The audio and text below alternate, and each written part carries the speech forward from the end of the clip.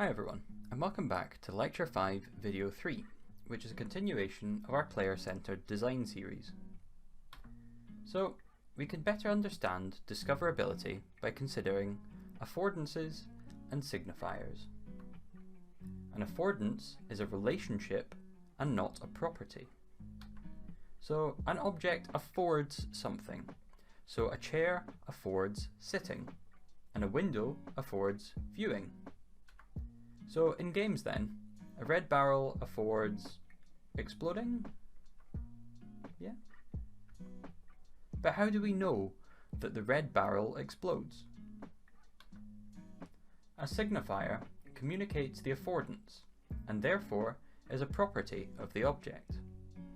For good player-centered design, we need both affordances, which are things that we do in the level, and signifiers, which is the communication of the affordance to the player in a way that is unambiguous.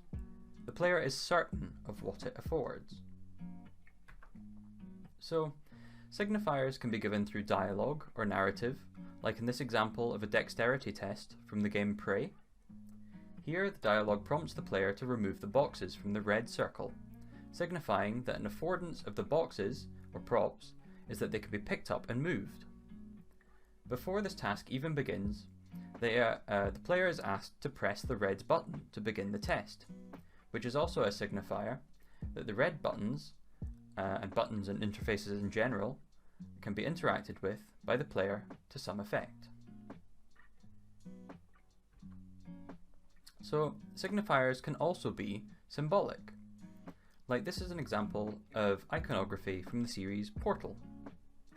These icons signify to the player that a cube can be dropped from a dispensing vent, cubes can damage or kill the player on impact, energy balls can damage or kill the player on impact, energy balls can connect to the correct fixtures. The player can drown in liquid or can't swim. The next two depict the player jumping into one portal, and then the force with which they enter can be used to propel themselves out through the connecting portal. Turrets can shoot and damage or kill you, etc. Signifiers can also draw upon visual language, like this screenshot from Far Cry 5, where the NPC is using the flamethrower on the explosive barrel, thus providing the player with a visual tutorial or signifier that red containers, like the barrels and the fuel on his backpack, can explode.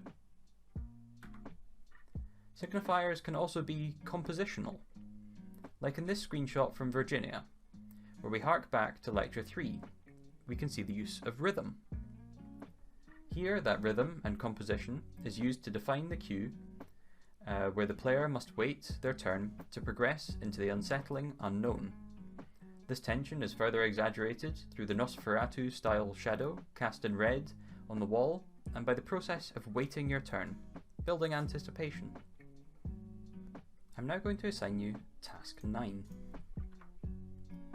I'm going to encourage you to watch a short excerpt from Firewatch, which I'll embed below in the My Learning space. Please watch from roughly 47 minutes to 49 minutes and 30.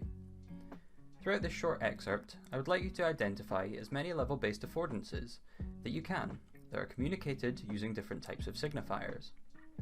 For instance, in the above screenshot, the affordance of repelling from the rock due to the signifier of the climbing rope and the carabiner.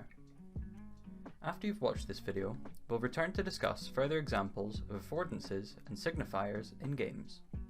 Thanks very much for listening, I'll see you in the next video.